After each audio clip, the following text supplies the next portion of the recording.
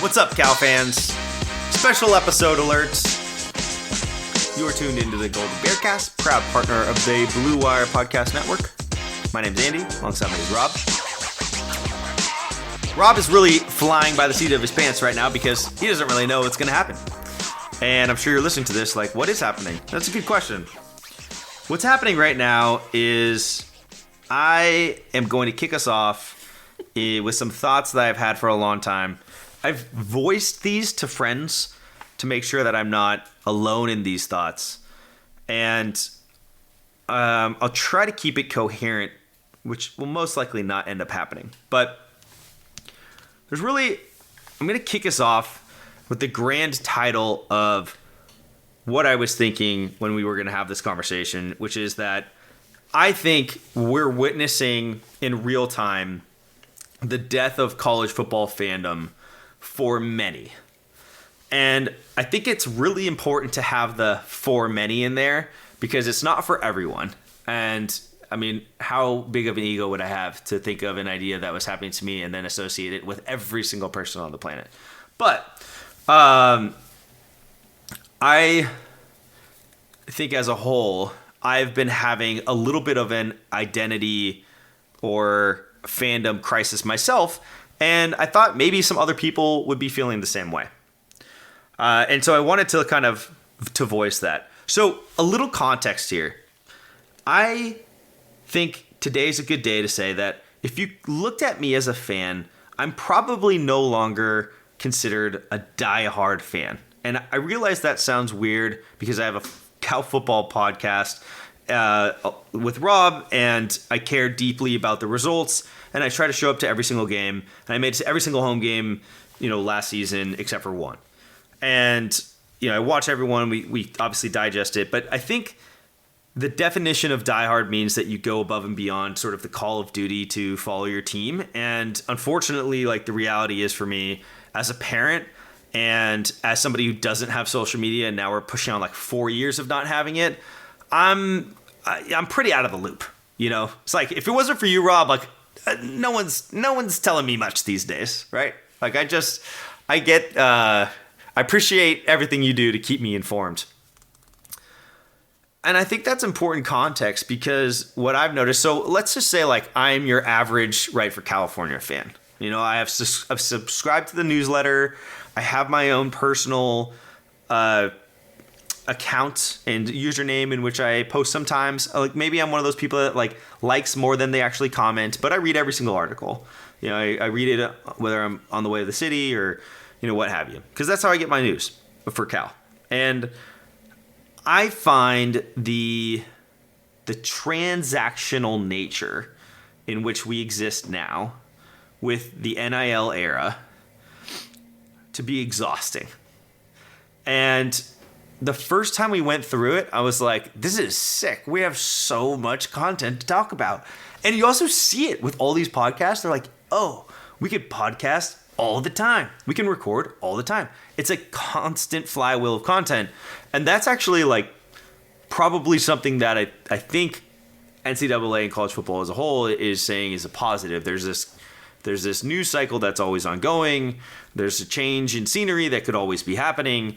And therefore, who's happy, right? ESPN's probably happy about that. There's always news for them to report on. But as a fan, I find it to be incredibly exhausting. And as I was stepping back from it, and this is where we're going to go next level here, I was trying to think about the core frustrations that I felt so many Giants fans had with Farhan Zaidi when he was president of baseball operations. And again, Farhan went to Cal. I was very, very pro Farhan for most of his tenure. I still think that Robbie Ray trade he did was phenomenal. But overall, there was a revolving door of players like Connor Joe being our starting left fielder, and then the outrageous number of catchers we had. It just sort of felt like we would never have anybody that we could latch onto. Created this idea of, okay, we'll bring in somebody like Kevin Gausman. He'll have an amazing season. All the fans will be excited, but he's on a 1-year contract. Okay, he goes to the Blue Jays. who the hell do we even have anymore? Okay, then we get Carlos Rodon. He's amazing. And then, okay, he's on a 1-year contract and he goes to the Yankees. We get Blake Snell. He is terrible, but then he's amazing. And he goes to the Dodgers. And you just never build affinity for any single player, right? Because it's just this constant in and out, in and out, in and out. And like you're playing on the margins, you're betting on getting better, but it's really, really exhausting as a fan to have to continue to understand, okay, who the hell is Blake Snell? Who the hell is Carlos Rodon? Who the hell is Kevin Gausman, right? And like I know them because I play fantasy baseball, but like to the average fan, your casual fan. And so I think that like what got me to the breaking point actually is ironically nothing to do with football. I was a casual, surface level Cal basketball fan this year. And I started getting really excited about 2 players. One, I don't even know if I know his first name. Wilkins. And 2... Wilkinson. There you go. Told you, very, very casual. Second was Andrei Stojakovic. So I start thinking, wow, you know, like year 1 under Madsen, we brought in Tyson, and he was super good, went to the league, but then we like exited our entire team, our entire roster. And then so for year 2, we brought in some really good talent, and then I just was hoping like, hey, I don't really want to do this again. I don't want to have to learn everybody. And the nice thing is I can look at basketball too is like very casually compared to football, where I do feel like I follow it a little bit more and I kind of know who's in, who's out. But like basketball, I'm just like, I just want to know who to root for and that I can root for the next 3 years. And so what was very frustrating, kind of a tipping point for me in this, was the second that Cal was out, Wilkinson announces that he's in the portal, and he's gone. And we don't know what's going to happen with Andre. I don't know, and I'm out of the loop on it. So, but we don't know what's going to happen there. And then the NCAA tournament happens, and I'm creating my bracket, and my entire strategy, despite it was not as successful as you might imagine doing this, was I had 2 strategies or 3 essential things in my strategy for NCAA bracket. Was bet on the SEC. Okay, that was a win. Bet on coaches more so than players. I think it was like largely good. And then go chalk. So my final 4 was all 2s and 1s with maybe 1 3 seed. My like final 8 was like basically all chalk, except for St. John's losing. So like I was actually doing pretty well until Alabama lost and then Michigan State lost. And but you know, seeing a 4 number 1 seed final 4, watching Ohio State essentially buy a championship with their NIL budget, and I realize they have really good coaches. They have a freaking head coach as an offensive coordinator. I just feel like we're watching something that was very unique and special lose that. The affinity for players, you know, the affinity that you can have for somebody that, you know, like a Brock Purdy who stays for 4 years as a 4-year starter. You know, particularly in basketball, feels like that is dead and very gone. And in football, it all, with the exception of Jaden Ott, also feels like that sort of journey is leaving us. And so it ultimately becomes professional sports without a contract. And professional sports without contracts is madness. It's mayhem. And I think there's a population that can follow it, because there will always be rumors. There will always be action. There will be transactions all the time. And there will be people that are like, yeah, I live for this and I know it all and I'm in the know. But for me, as I can't do that anymore, I find myself being almost overwhelmed by it. And then saying, well, if I can't even pay attention to this at the bare minimum of understanding who's on the team, then how does that impact like the joy that I get out of it from having to learn everything from scratch every single season? And so, Rob, I'm going to conclude this monologue with sort of asking your thoughts here on that, because I know for me, it has been challenging, and I feel like it's getting more challenging. There's so much to unpack there. Like, and I don't know where to start. This is a good therapy session for me. It is. I should Venmo you some money for this. Okay, I'm going to start at the very beginning, which is your little spiel about the affinity to players and so on. And I empathize with that to quite a bit, actually. I'd say I'd empathize with that statement by like 80 or 90%.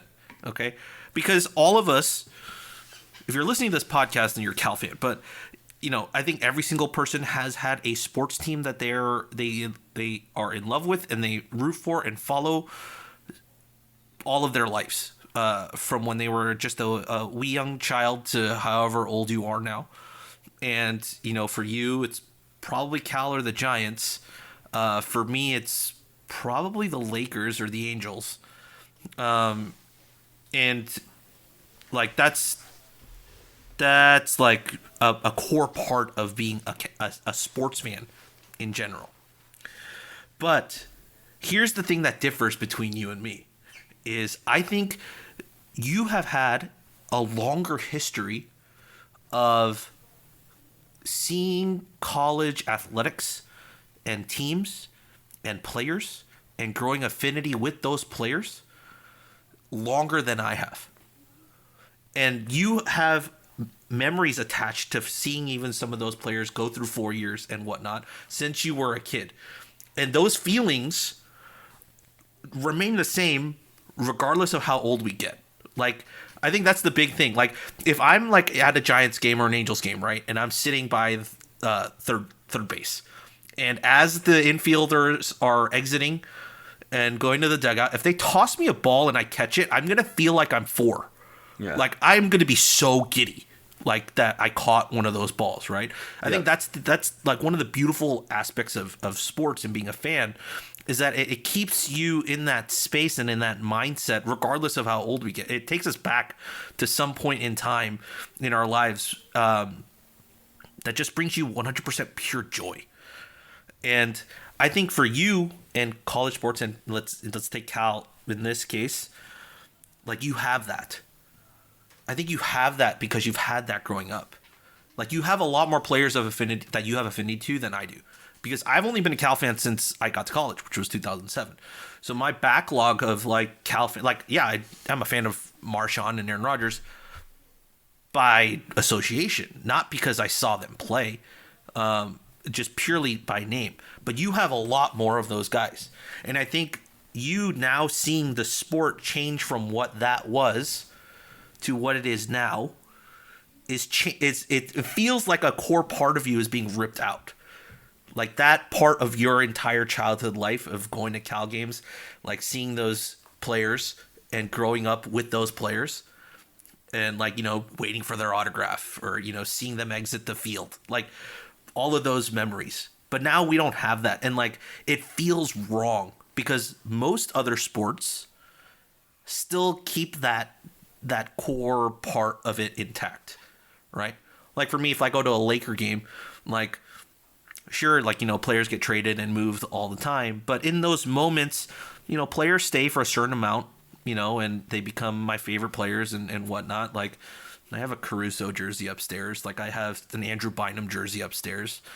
But, like, we understand the start and the end of player fandom and affinity and the love that we give to those players under the premise of whatever sport that we're watching. Like, we understand that conceptually. That concept of college sports is now being shredded apart. And that's what's happening in real time. Like that's literally what's happening in the last 2 to 3 years. So I think that's the reckoning that is happening with a lot of these fans. And that's why you see more outrage when you see players leave. Because it's like it's literally changing the core of what this sport has meant to a lot of people. And like, you're not going to see the 4-year walk-ons, right? Like, you're not going to see the freshmen that we saw like sparkle in fall camp that we were like, oh, he's going to be good. And then if he explodes, like he's gone. Like, yeah, we're just, it's, I mean, of course, exceptions to the rule, right? There's always going to be a couple. For us, it's like Jack Andrews or Jaden Knott. But most others, it's going to be like you're just going to become like a feeder team, unless you're rooting for like one of the powerhouses where they're never going to really lose star power. The rest of us, it's going to feel like we're just a cultivating farm. Like we just grow these players, hope that they take us to another level in terms of performance and wins, and then, but if we don't, then they're probably out the door for greener pastures. And whether that be for football reasons or for NIL money reasons, regardless, this current setup has allowed you to leave regardless of what your reasoning of leaving is. Yeah.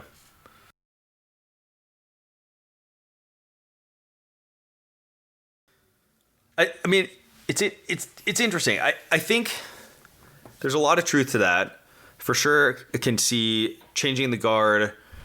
Hard to, JJ Arrington being my favorite player, right? Like, especially like in high school and seeing Marshawn as a freshman returning kicks in his 24 jersey and then going all the way, switching to 10 and becoming who he was and who he is now. There's still icons. I think in professional sports, you see like Steph Curry, you see Michael Jordan. You see these guys that I actually wasn't going to go here, but they're like franchise guys. And I think Buster Posey said this, like, we're in the memory making business. Yeah, great line. And yeah, really, really smart way of thinking about it. And it's exceptionally hard. And I think that college football and college sports as a whole stands out to me as a complete outlier. And I'm not trying to sit here without a solution for it. I think that there was a lot of movement behind player empowerment for two reasons.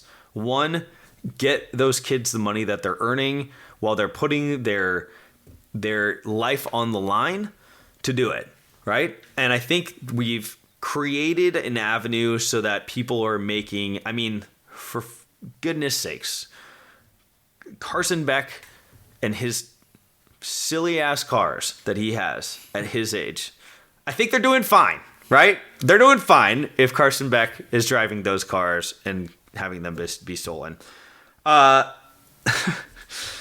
Welcome to Miami, Carson. So that's the first part, was like kind of like making sure that we were compensating for those that are actually doing the work. So I fully support that. The second was that I feel like the second most heard argument I would always hear is that coaches would jump at the second for more money, bigger job, and all of this, but kids would be stuck sort of with a contract with the school. And so therefore, I actually think we need to go back to having some form of a contract. Like, there needs to be something in place between player and school, and there needs to be a restriction on how often somebody can go from one place to another. The same way that if you are on LinkedIn and if you change jobs 5 straight years, every single year, you're going to get looked at 3 different, if someone's going to be like, I don't know, is this person ever actually going to stick around? Like, yeah, there's job hoppers. There right now are NIL hoppers. And I don't mean that in the, as bad as that sounds. I mean that more so from the perspective of just somebody that isn't really in it for what I think the decision should be, which is this is at the end of the day still about education in combination with success. That is what college sports is all about.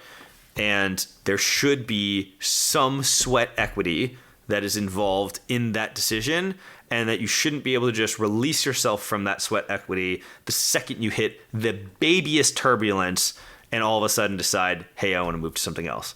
I'm also for granting that one time.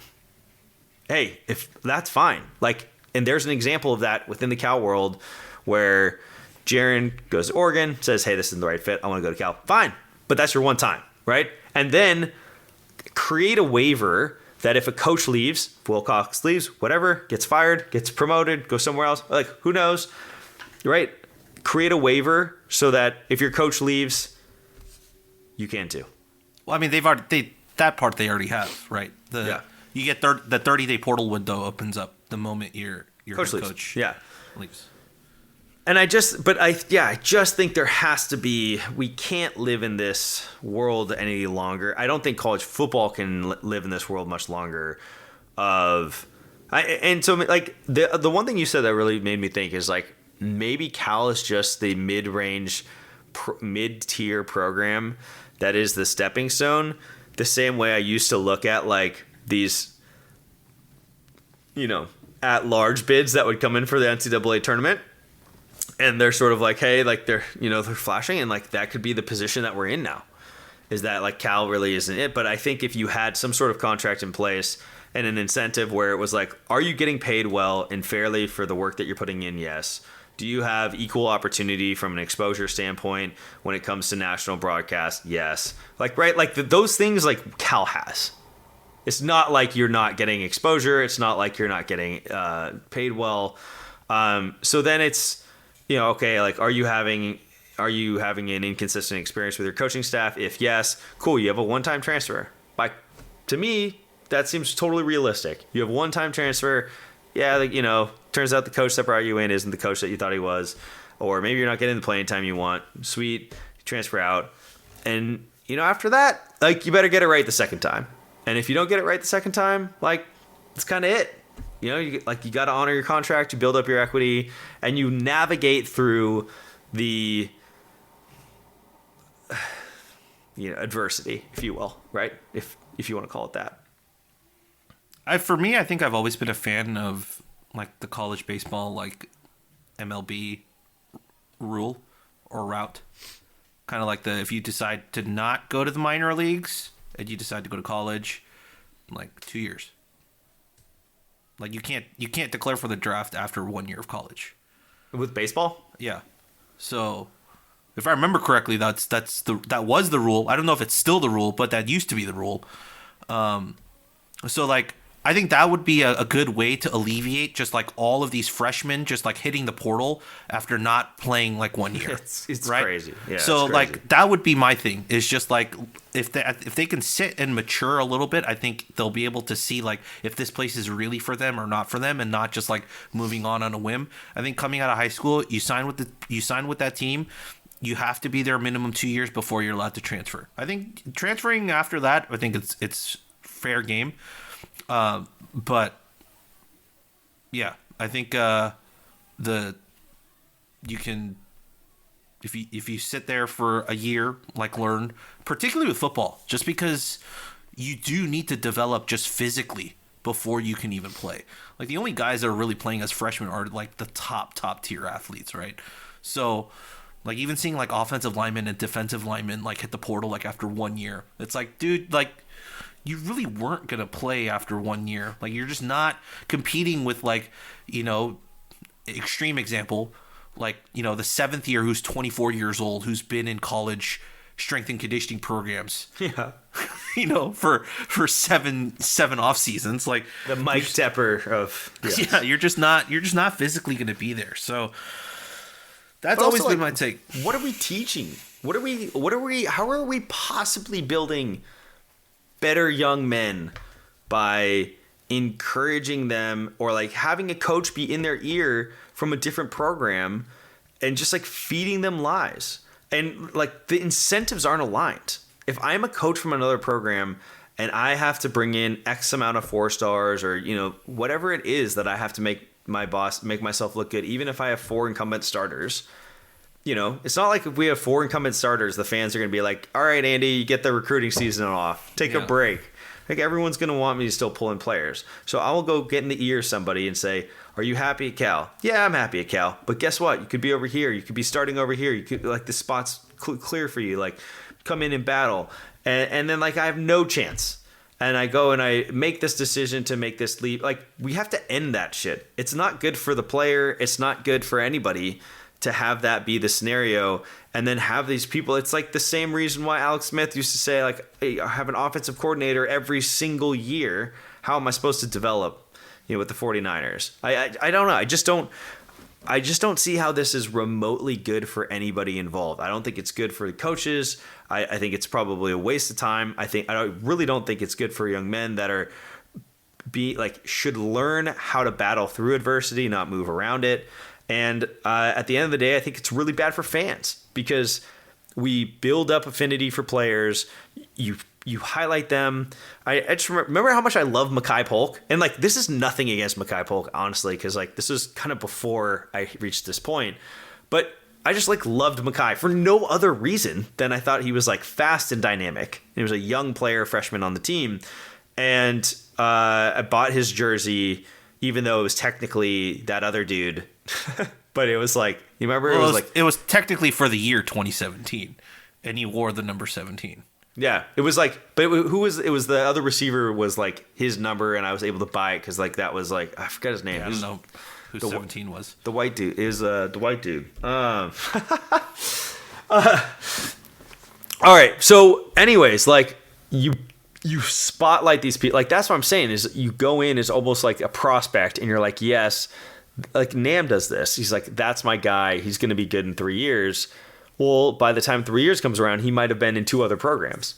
And you're watching him star for TCU after having a brief pit stop in Miami. And then, it's just sort of like, what kind of journey is that? As a fan, it's so tough. And you'd be like, yeah, that was my guy. But he's on TCU and he's been dead to me for like 2 years. I just think that you have to build, and like again, at the end of the day, who's this come down to? It comes down to NCAA having zero preparation for what was going to happen when they inevitably lost the ability to just make ridiculous amounts of money off of free labor, and they didn't have the proper pieces in place to sort of create a more professional level of an actual like employer-employee relationship that kept people in place. And so what you have is insanity, which is free agency all the time. And I think free agency all the time, which we were learning, because it was like fun to think about. We're like, whoa, what would free agency all the time feel like? Well, now that we're in it, and now that I'm in it as a parent and as somebody whose time is much more demanded than it was, let's say 2 or 3 years ago, I'm very much saying like this isn't working. Like it's not a sustainable model for me as a fan to be able to invest in it if I'm going to lose every single player that I become attached to every single season. And in basketball, we're watching rosters literally turn over 100%, a little bit less in football, but still to the point where you are seeing a lot of the stars switch out, except for, to your point, maybe like the top 10. But even then, it's like those guys that you're spotlighting, if you're a Georgia fan and you're like, oh yeah, like everyone's on our team is dope, but I really like this one dude who's like a sophomore, and then that guy's like, well, I'm at Georgia, I'm going to transfer somewhere else.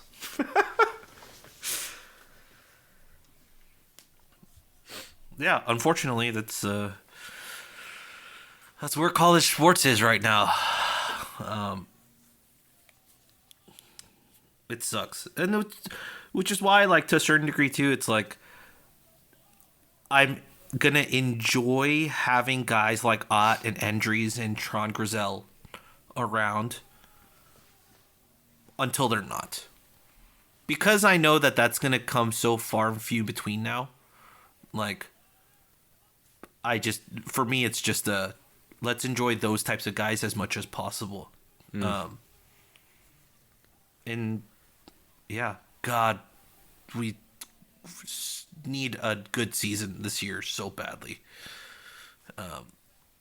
It's just giving me more of those feels for that. We have the easiest schedule in the world, so we do. We actually do have one of the easiest schedules, literally of all time. Look, at the end of the day, Rob, we're gonna get 5 to 7 wins. I'm not going higher than that. We'll check back in like late August, because then fever pitch comes back. The fever pitch comes back, and you're just like 9 wins, baby. Hope springs eternal. I know. For you and me both. August is Hope Springs Eternal, and then December is It's the Hope That Kills You. 100%. It's you and me. It's in a vicious life cycle. At the Q4 of every year. That's just where we're at. It's a Ted Lasso episode every season. It's like Ted Lasso season 1 every single year. Which is not bad. Isn't bad. But, that means we're getting relegated every year, and that's not great either. Just usually. Yeah, exactly. I mean, where the hope comes from is players like Jaren maybe taking the starting role.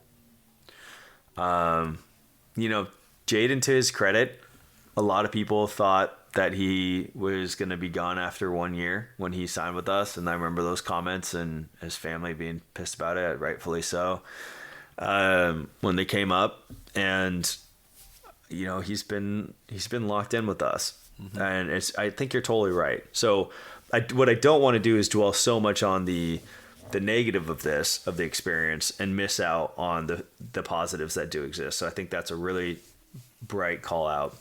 And, I renewed my season tickets. I'm ready to go. Like we're back at this thing. It doesn't change my relationship to Cal. It doesn't change how I feel about making the football games a family event and trying to think about how to innovate on that experience. But it certainly does change the way I interact with the sport. And I just think it has so much good things going for it. It just seems like a really obvious one that isn't that hard to change, but there's just such a lack of leadership that it just drives me crazy. Much with lots of things. Change is out of our control, even though we can easily see the obvious answer. But Andy, do you have anything else to add on this? No, that's a wrap. No, that's a wrap.